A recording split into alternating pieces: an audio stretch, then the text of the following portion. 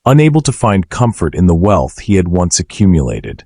The trial had been relentless.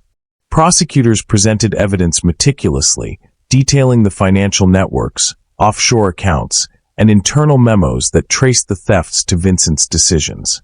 Defense attorneys argued technicalities, but the scope of the wrongdoing was undeniable. Jurors listened to victims testify, their faces showing the strain of years spent rebuilding lives shattered by Vincent's actions. Conviction followed swiftly. The sentence was severe: 25 years in federal prison and total asset forfeiture. Every dollar, every property, every investment he had once claimed as his own would now belong to the law. In prison, the concept of time shifted. Days were structured yet monotonous, measured by meals, count times, and work assignments. Vincent's former life, penthouse, boardroom, private jets, felt distant, almost unreal. The man who had never known hardship beyond the pressure of ambition now faced the humbling reality of dependence, restraint, and isolation. His interactions with fellow inmates were limited but telling. Many had committed crimes of desperation or survival, not the calculated financial schemes Vincent had executed. Conversations with them, initially awkward, slowly offered him glimpses of a world driven by different struggles. A world where mistakes carried consequences that could not be reversed by wealth or influence. These encounters, combined with the letters from victims, slowly reshaped his understanding of responsibility. 8 years later, Vincent Caldwell was released early due to good behavior and a crowded prison system. He left Otisville with little more than a single duffel bag and $127 in cash. The world outside had not stopped moving, but he felt alien in it. Streets and neighborhoods were unfamiliar, technology had advanced, and even the language of commerce carried new nuances he had not anticipated. Arriving in Seattle, he carried no status, no influence, no security. The man who had once presided over billions now had barely enough money for a single meal. Boarding houses and low-cost rentals rejected him because of his criminal record. Employment was equally elusive. Employers feared liability, reputational risk, or public backlash if his past became known. Every door seemed closed. Every encounter reminded him that the consequences of his choices extended far beyond courtrooms and spreadsheets. It was a slow, grinding introduction to vulnerability. Vincent learned what hunger felt like without a refrigerator stocked with delicacies. He discovered the anxiety of nights spent uncertain of shelter or safety. Even a small cough became a serious concern in the absence of medical coverage. For the first time, every decision had immediate, personal consequences. Yet amid this difficulty, the seeds of transformation began to take root. Reading the letters repeatedly, reflecting on the stories of those he had harmed, and confronting his own helplessness sparked a new awareness. He could no longer justify or rationalize. The intricate financial schemes that had once demonstrated his brilliance now represented betrayal, selfishness, and harm. He began to wonder whether survival alone could ever restore him, or whether he would need something more. Genuine effort to make amends, no matter how small or imperfect. By the time he settled in Seattle with a few meager possessions, Vincent understood that the road ahead would demand humility, patience, and consistent effort. The fall had been complete. The wealth, the power, and the influence were gone. The only path forward would require confronting the pain he had caused and finding ways to create value where before he had taken it. The lessons of prison, the letters of his victims, and the early days of being truly powerless had laid the groundwork for a transformation that would soon test every limit of character and resolve. Vincent Caldwell quickly realized that having $127 in his pocket could not buy him a second chance in the world. Every job application ended with polite refusals or outright rejection. Employers were unwilling to take a chance on a man with a criminal record tied to financial crimes that had devastated thousands of ordinary people. His resume, once a key to elite boardrooms, now seemed irrelevant, its accomplishments overshadowed by headlines detailing his fall. Without steady employment, Vincent's temporary boarding arrangements soon evaporated. Landlords, wary of his past and his inability to provide long-term guarantees, asked him to leave. Soon, he found himself on the streets of Seattle, carrying a small duffel bag with what little remained of his possessions. Pioneer Square became his new reality, a place filled with shadows, cold concrete, and the constant awareness of exposure to the elements. The first night outside was unforgiving. Snow had begun falling lightly, dusting the streets with cold flakes that seemed heavier with each step. Vincent tried to find a place that offered both concealment and warmth, but every potential spot had already been claimed by those with more experience on the streets. Hunger gnawed at him, and his body, accustomed to indulgence, protested the sudden deprivation. Exhaustion made each movement painful, each sound threatening. It was here that he met David, a Vietnam veteran who had walked the same streets for years and knew every hardship intimately. David had lost a family, a career, and stability, yet he moved with the confidence of someone who had learned to survive through skill and observation. He noticed Vincent's disorientation and offered guidance without judgment. "You'll need to learn a few things if you want to last through the winter," David said simply, his voice steady. "Where to find shelter, how to keep warm, how to protect what little you have. This isn't charity. It's survival." David's lessons were practical and unrelenting. Vincent learned how to navigate shelters, understanding that arriving early could mean the difference between a cot and the hard floor.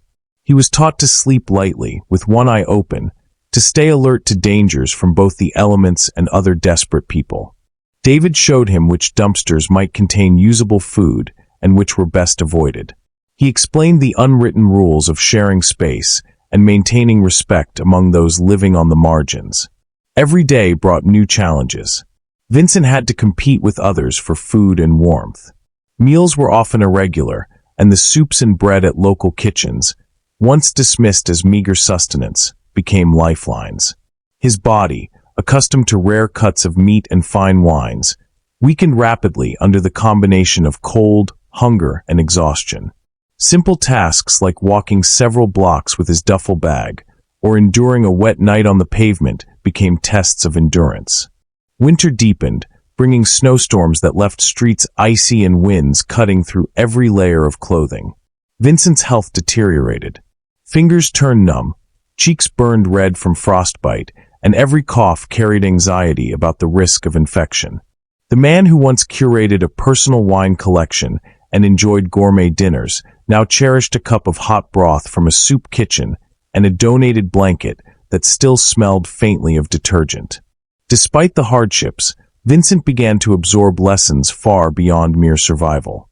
He witnessed resilience in ways that no boardroom or financial model could teach.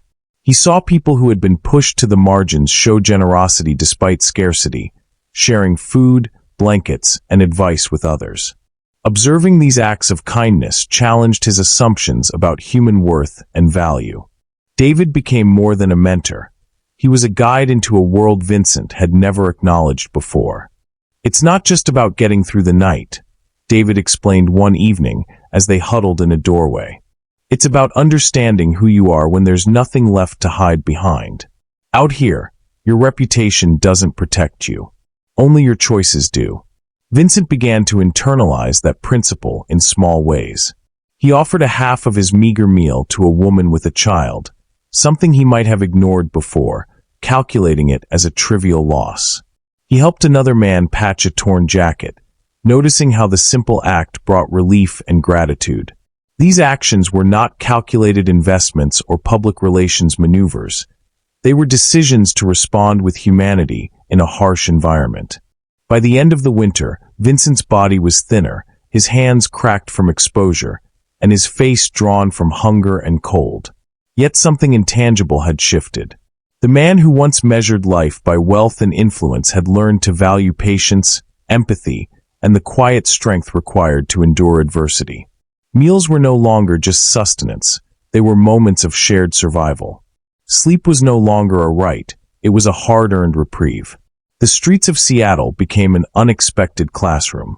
Each challenge, from navigating shelters to managing confrontation over limited resources, taught Vincent lessons in humility, awareness, and practical compassion. He began to understand that survival alone was insufficient. Thriving required engagement with others, an understanding of mutual needs, and a willingness to act ethically even when it was difficult. The contrast to his former life was stark. Once, he had been revered, feared, and celebrated for the power he wielded over billions. Now, his days consisted of walking icy streets, collecting food scraps, and sleeping in corners where safety was never guaranteed. Yet through that struggle, Vincent discovered an insight that wealth could never provide: the value of service, the weight of consequence, and the strength it takes to face life honestly when all privileges are stripped away. It was a brutal education, but one that would form the foundation for the transformation to come. The streets of Seattle, cold and unrelenting, taught lessons that no boardroom could offer, and in those lessons lay the first true stirrings of a life that might eventually seek to repair what had been broken. The morning was bitter and still, the kind of early February day when the snow had hardened into ice on Seattle's streets. Vincent's body could take no more. Shivering violently, his legs trembling, he collapsed near the Space Needle. He lay on the cold pavement, his threadbare coat failing to hold warmth, eyes barely open, his mind fogged with exhaustion and hunger. Every step, every breath, felt like a fight he was losing. A soft voice interrupted his fading consciousness. "You're awake." I was starting to worry. Vincent blinked through blurred vision and saw a woman kneeling beside him. "I'm Lucia. I found you this morning and couldn't just leave you there." Lucia Morales, 34, looked at him with steady, unjudging eyes. Her hands were calloused from work, and yet there was a warmth in her posture that made the freezing streets seem a little less cruel. Without hesitation, she helped him sit, wrapping her own scarf around his shoulders. Lucia's story unfolded as she led him through the quiet streets to her tiny Capitol Hill apartment. She had arrived in the United States from El Salvador years ago, fleeing political violence and instability. Life had not been easy. She had spent 3 years without a home, sleeping in shelters and abandoned buildings, navigating the city with nothing but her determination to survive. Today, she worked as a janitor at a local hospital. Her status was precarious, her life modest, yet her spirit remained unbroken. Her apartment was small but alive with color and growth. Potted plants lined the windows, thriving despite the limited space. Herbs grew in handmade containers, and small blooms added warmth to a room that could have felt cramped and cold. The space radiated a sense of careful tending, of life preserved against the odds. Vincent, weakened and hungry, felt a flicker of disbelief. How could someone who had so little be so willing to give? Lucia offered him food, something simple yet nourishing, and made a place for him to rest. Her generosity was unhesitating. There was no calculation in her actions, no expectation of repayment or recognition. She moved through her apartment with a quiet confidence, tending to his needs as naturally as if it were her daily routine, yet the gravity of her kindness was not lost on him. As he regained strength over the following days, Vincent learned more about the woman who had saved him. She spoke openly about her own past, about nights spent huddled in doorways, about the constant struggle to remain unseen and survive. Yet she carried no bitterness. Instead, she had cultivated a philosophy born from hardship. "Money isn't evil," she explained one evening as they sat sharing a simple meal, "but when it becomes more important than people, that's when it destroys souls." Vincent found himself listening, absorbing each word, aware of the contrast between his previous life and her present reality. He had lived surrounded by wealth, influence, and power, yet the lessons he had truly learned were only beginning to crystallize in the quiet moments of this modest apartment. Here, survival was intertwined with humanity, generosity, and resilience. Every detail of her home conveyed care and persistence. Each plant had been nurtured through seasons of drought or neglect. Each corner of the apartment reflected her attention and her refusal to surrender to despair. Vincent, who had once measured life in profits, portfolios, and acquisitions, was struck by the tangible value of patience, care, and ethical action. These were riches of a different kind, impossible to quantify, but impossible to ignore. Lucia's influence extended beyond physical care. She asked questions that prompted reflection, gently challenging Vincent to consider his past and the choices that had brought him to the street. She did not lecture or scold. She guided through example, showing him how compassion could coexist with hardship. Her presence alone encouraged introspection. For Vincent, every day with her revealed a stark contrast to the life he had lost. Once, his identity had been tied to control, power, and the accumulation of wealth. Now he realized the truest measure of value lay in the ability to respond to human need with integrity, courage, and selflessness. Her life, modest yet full, demonstrated that one could endure hardship without surrendering humanity. By the time Vincent could walk steadily on his own, the transformation of his perspective had already begun. Her tiny apartment had become more than shelter. It had become a place of education, not in finance or business, but in the qualities he had never cultivated: patience, empathy, humility, and the quiet, persistent effort to serve others without expectation. Lucia's philosophy settled in his mind with a weight he could not ignore. When people are more important than money, she said, you start seeing what really matters. That's how life survives. That's how people survive. Vincent felt the first flicker of understanding. For the first time, he could imagine life beyond the numbers and calculations that had defined him. The weeks that followed were slow but revealing. As he recovered, Vincent began to take in the rhythm of her life. The careful tending of plants, the respectful interaction with neighbors, the quiet generosity she showed to those who came to her door. It was a model of resilience and dignity, a stark counterpoint to the greed and ambition that had once consumed him. By the end of his first month under her care, Vincent knew he had encountered something far more valuable than any asset he had once controlled.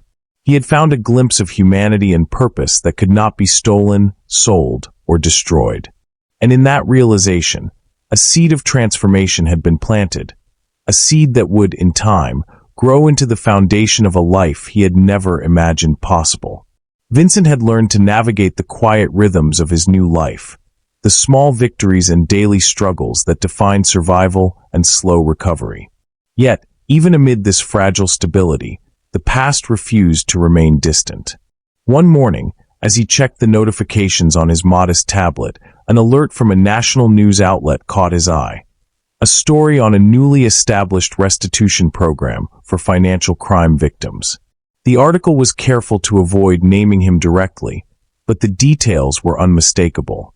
As he read the specifics of the payments, the scale of the harm he had caused pressed against him again, sharper than any cold night on Pioneer Square.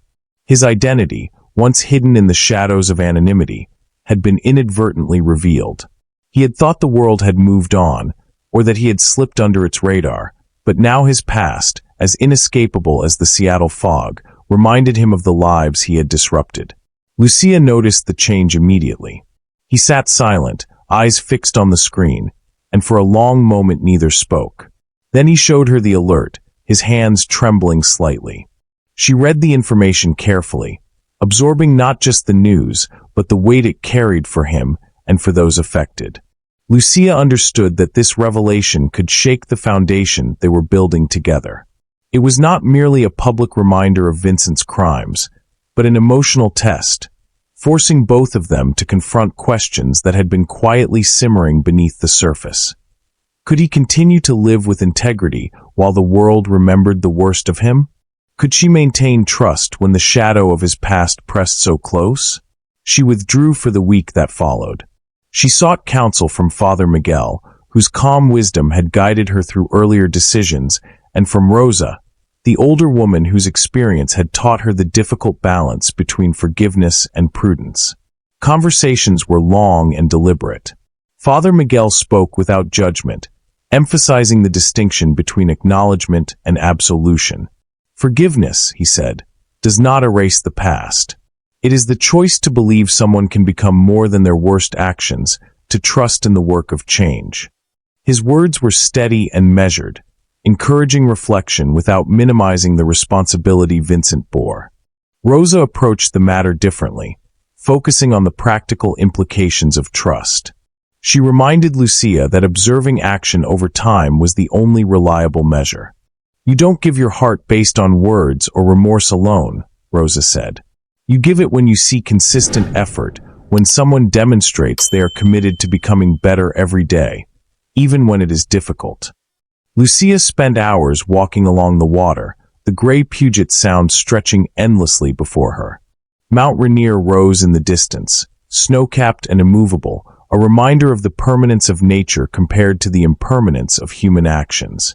In solitude, she weighed her hopes, her fears, and the lessons she had learned from her own life. Resilience, patience, and the quiet courage to see people as they might be, not only as they had been. When the week ended, she contacted Vincent. They agreed to meet at Alki Beach, a place that had become meaningful in their time together, a space where the city, water, and mountains coexisted in serene balance. The air was crisp, the faint smell of salt water carried by a steady wind, and Mount Rainier dominated the horizon in silent grandeur. Vincent arrived early, pacing along the sand. His mind raced with questions, doubts, and hope. When Lucia appeared, walking calmly toward him, he felt a mix of relief and apprehension. Her expression was neutral, composed, but her presence carried the gravity of someone who had spent days considering the weight of a decision. She stopped a few feet away and spoke first, her voice deliberate. "Vincent, these past months have shown me much about who you are capable of becoming. I've seen kindness, patience, and a willingness to make amends. But there are conditions if we are to move forward together." He listened intently, the wind whipping his coat around him, as she outlined her terms. "I am not here to fix you. I will not rescue you from the consequences of your actions. If we are to be together, you must do the work yourself. Every day, every choice must reflect the kind of person you want to be. And that includes making amends where possible, showing consistency in character, and living with integrity, even when it is difficult." Vincent nodded slowly, absorbing the weight of her words. It was not an easy standard. It was one that required courage, humility, and vigilance. It demanded accountability and a willingness to face the past without flinching. He realized that love in its truest form would not absolve him, would not erase what he had done, but would demand that he earn trust through action. Lucia's eyes softened slightly as she continued.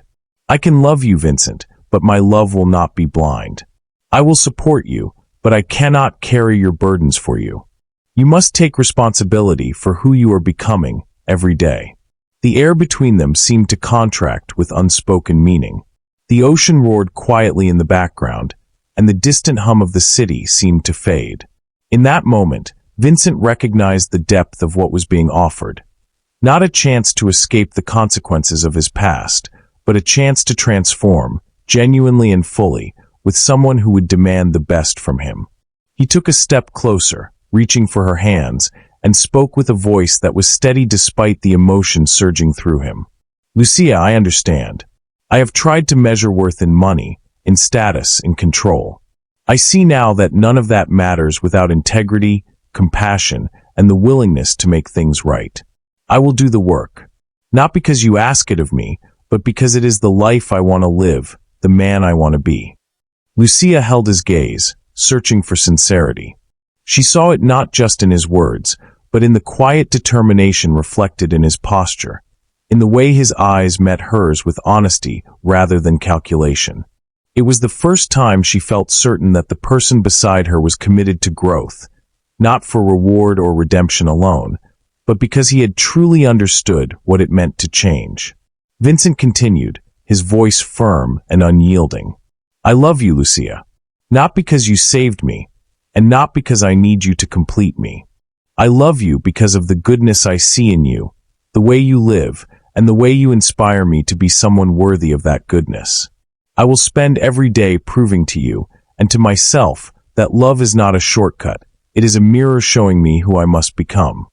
For a long moment, the wind carried only the sound of waves and the occasional cry of a gull. The tension of months, the weight of history, and the unspoken fear of failure all hung between them. Then, slowly, Lucia squeezed his hands, her lips curving into a small, deliberate smile. It was an acknowledgement, a tentative step forward, a gesture that said she would walk with him, but not instead of him. As they walked along the shoreline, the city unfolding behind them and the mountains standing timeless before them, Vincent felt a clarity he had never known in his life of power and wealth. For the first time, his worth was measured not by what he had acquired or lost, but by his choices, his actions, and his commitment to growth. In that space, on the sands of Alki Beach, they forged a new beginning. One rooted in truth, tested by reflection, and tempered by the courage to face the past without denial. Vincent understood that the road ahead would not be easy, that every day would require effort. But for the first time, he also believed it was possible to live a life defined by purpose, service, and genuine connection. Lucia's conditions were clear, her love unwavering yet disciplined. Vincent's commitment was equally firm.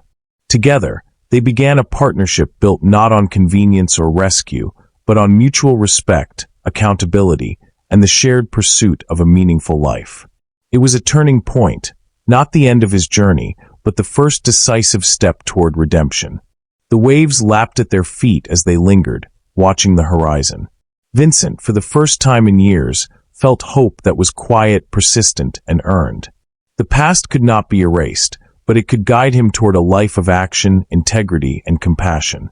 And beside him, Lucia walked steadily, a living testament to the possibility of believing in someone's potential while demanding that they prove it through every choice, every day. The first year of their life together was a careful negotiation between survival, growth, and the pursuit of something meaningful. Vincent took work in construction, a trade that demanded discipline, strength, and patience, qualities he had long ignored while building his financial empire. Each day on job sites, he felt the tangible results of effort, the satisfaction of structures rising from foundations he had helped shape. The work was exhausting, sometimes grueling, but unlike the financial world he had once dominated, each task yielded honest, visible outcomes. Lucia, meanwhile, returned to her studies, enrolling in nursing courses at a community college. She balanced long hospital shifts with late-night reading and lab assignments, her natural empathy for patients guiding her learning. Even in the midst of her own challenges, she found ways to encourage Vincent, gently reminding him that the path of transformation required both patience and persistence. Their apartment remained modest, almost impossibly small for two adults used to the freedoms of their respective former lives, yet it became a space of warmth and community. On weekend evenings, they opened their doors to people Vincent had met on the streets. Individuals forgotten by society, struggling with homelessness, illness, or isolation. These dinner gatherings were simple affairs, stews, rice, vegetables, but the act of inclusion carried significance far beyond nutrition. Vincent learned to listen without judgment. He observed quietly as people shared stories, struggles, and laughter. Each interaction chipped away at the man he had once been, revealing a capacity for care and attentiveness that could not be purchased. The experiences were not always easy. Disputes arose, tensions flared, and he confronted the raw realities of addiction, mental illness, and systemic neglect. Yet he persisted, understanding that the lessons of humanity could not be rehearsed in boardrooms or simulated in spreadsheets. News of their gatherings began to spread, reaching a local newspaper. A journalist covering community initiatives highlighted their efforts, noting the quiet dignity with which they treated their guests and the subtle but meaningful impact they had on the neighborhood. The article drew attention, not just from readers, but from organizations and employers intrigued by Vincent's willingness to invest himself in service rather than self-interest. Offers for responsible construction work began to appear, opportunities that respected both his experience and his new approach to life.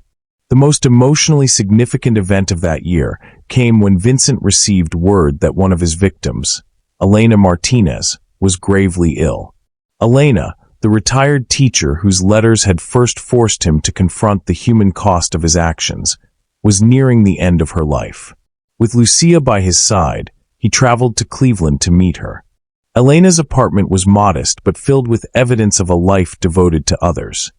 Photographs of students, certificates of teaching milestones, and walls crowded with thank you notes. When she greeted Vincent, the room seemed to hold its breath. He was no longer the arrogant figure from magazine covers. His gaunt frame and subdued demeanor testified to the years of struggle, reflection, and change. "I wanted to see you," Elena said simply. Her voice was calm but firm. "I need to know that you understand the harm you caused and that you're committed to doing something meaningful before it's too late." For 2 hours, Vincent listened as Elena recounted the lives affected by his crimes.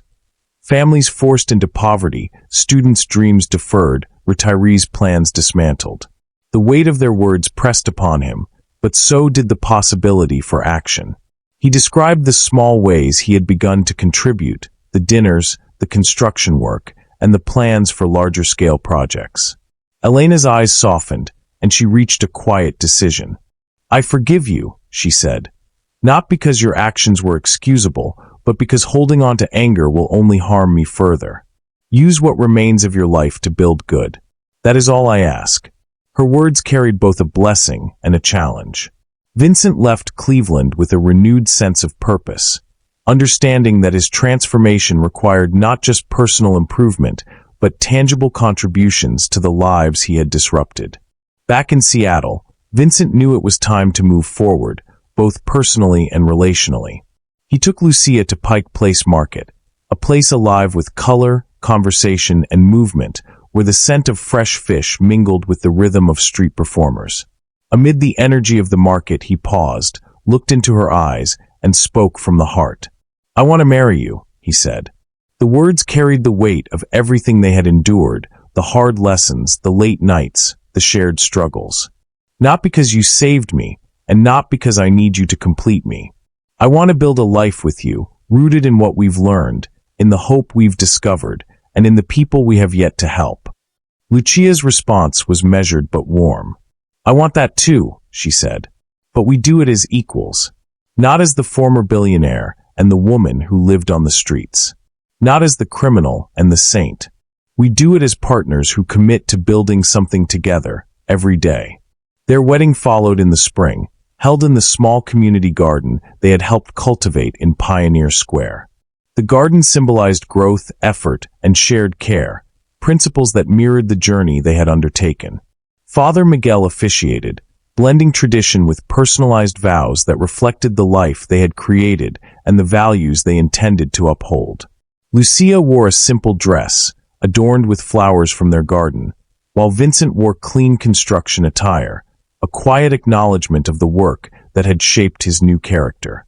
Friends from the streets, colleagues, and those who had become their chosen family gathered, each person representing a thread in the story of transformation and service that Vincent and Lucia had woven together. Exchanging rings that were modest but meaningful, they committed to a life defined by action, integrity, and love. It was a celebration not of wealth or status, but of perseverance, accountability, and the conscious choice to build a better world together. In that first year, Vincent and Lucia laid the foundation not just for a marriage, but for a life of purpose. Through work, study, and community engagement, they began to demonstrate that redemption is neither instantaneous nor passive. It requires continuous effort, guided by reflection, compassion, and the courage to confront one's past. By the time the year ended, the small apartment, the dinners, the work on construction sites, and the relationships forged with those they had helped all pointed to a single truth. Meaningful transformation is visible not only in words or intent, but in the steady accumulation of small acts that create lasting impact. With their wedding behind them and the lessons of the first year firmly in place, Vincent and Lucia turned their attention to a more ambitious goal: building an enterprise that could extend the impact of their values to a wider community. Together with David, the Vietnam veteran who had taught Vincent the essentials of survival on the streets, and Rosa Santos, a single mother who had trained in carpentry through a local job program, they established the Caldwell Morales Construction Cooperative. The cooperative was founded on principles that had guided Vincent's own transformation: shared ownership, dignity for workers, and a focus on creating housing that addressed both shelter and stability. Each member of the team brought a unique perspective, ensuring that decisions were grounded in practical experience and social awareness. Rosa's understanding of the challenges faced by single parents shaped building layouts and communal spaces, while David's experience with homelessness informed the need for secure storage and supportive community areas within the projects. Their first major undertaking was a modest apartment building in South Seattle, designed specifically for people transitioning from homelessness. Every detail was considered with intention. Rooms were private but welcoming, shared spaces encouraged interaction without forcing it, and safety and accessibility were prioritized. The building quickly became more than just a place to sleep. It was a foundation for residents to regain control over their lives. Meanwhile, Lucia completed her nursing studies, passing her licensing exams with distinction. Her promotion to charge nurse at Seattle Children's Hospital allowed her to influence hospital practices, particularly in care for immigrant families and underserved populations. Her professional growth complemented Vincent's work in construction, creating a balance between building physical structures and nurturing human well-being. That same year, their personal lives expanded with the birth of their daughter, Sophia Elena. Her arrival brought a new energy and perspective, strengthening Vincent and Lucia's commitment to creating a world that valued care, empathy, and opportunity. Naming their daughter Sophia Elena honored both Lucia's grandmother in El Salvador and Elena Martinez, the teacher whose forgiveness had shaped the trajectory of Vincent's redemption. Encouraged by their early successes in Seattle, Vincent and Lucia began exploring the possibility of expanding their model to other cities. Through Ana Gutierrez, the daughter of firefighter Roberto Gutierrez, whose pension Vincent had destroyed, they connected with Detroit.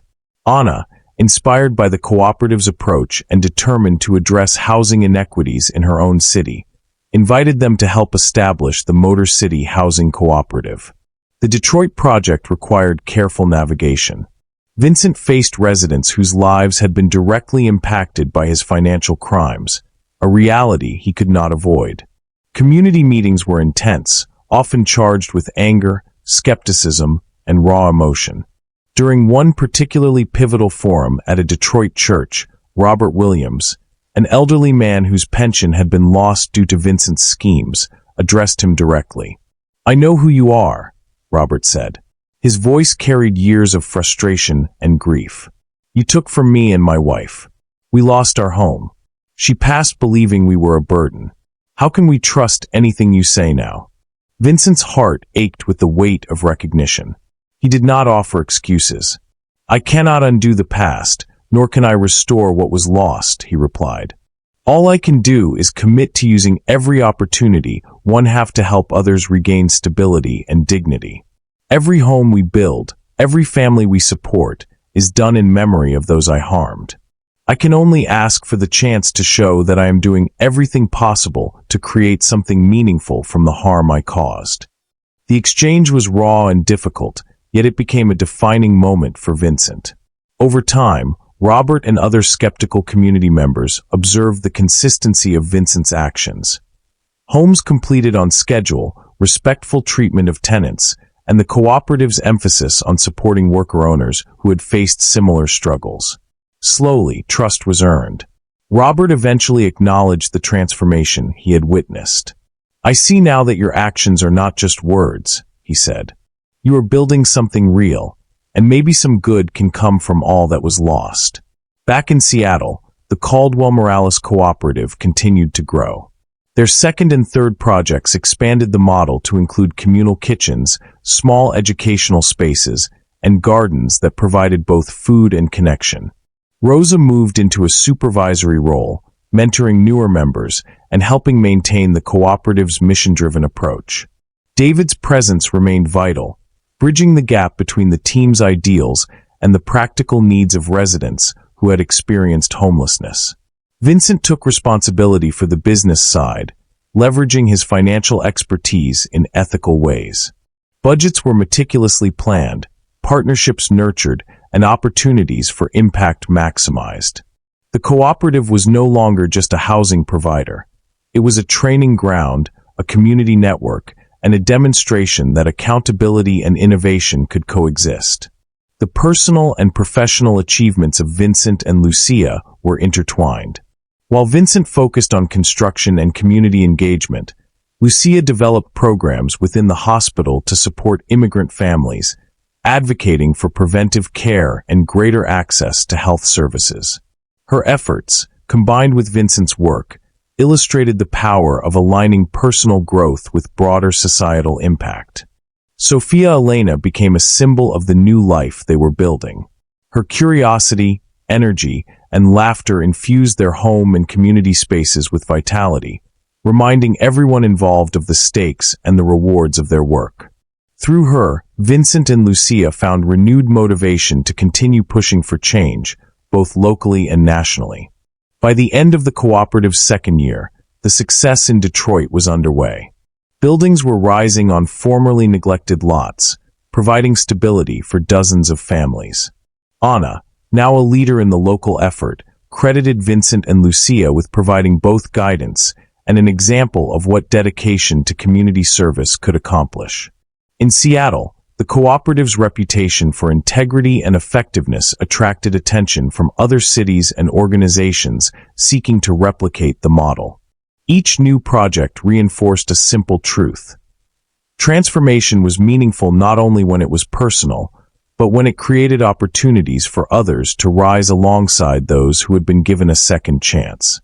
Through it all, Vincent never lost sight of the people directly impacted by his past mistakes. Visits, letters, and meetings with victims reminded him that redemption was an ongoing process. He learned to hold space for their grief while demonstrating through action that he was committed to making amends. These encounters were humbling, often painful, but essential to maintaining the authenticity of the cooperative's work. By combining construction expertise, empathy for the previously underserved, and a cooperative ownership structure, Vincent and Lucia had created a model that was financially sustainable, socially responsible, and replicable. Their lives, once defined by fear, scarcity, and mistakes, were now measured by the positive, lasting influence they had on their communities. 5 years after Vincent and Lucia had first committed to building a life together, the Caldwell Morales Construction Cooperative had transformed from a small team of 4 into a thriving organization that employed 23 worker owners. Their projects provided safe, dignified housing for over 200 families.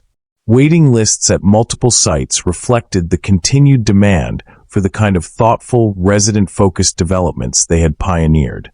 Alongside the housing initiatives, Vincent launched a training curriculum for formerly incarcerated individuals interested in construction trades. Drawing from his own journey, he combined practical skills with business education and guidance on personal development. The program offered opportunities for people often shut out of the workforce, providing both employment and a sense of purpose. Graduates of the curriculum had a 78% job placement rate, many joining other cooperatives or founding their own small-scale projects. Vincent found teaching both grounding and rewarding. He had once measured success by money alone, but now measured it by the lives he could help rebuild. Lucia's work had evolved in parallel. Her experience as a nurse, combined with her deep understanding of immigrant and low-income communities, inspired her to pursue a doctoral degree in public health. Her research focused on healthcare access barriers for immigrant families, and she collaborated with hospitals and community organizations to pilot programs improving preventive care, bilingual communication, and patient navigation services. Her contributions were shaping policies and practices beyond Seattle, with other medical centers beginning to replicate her approaches. Their home had grown along with their work.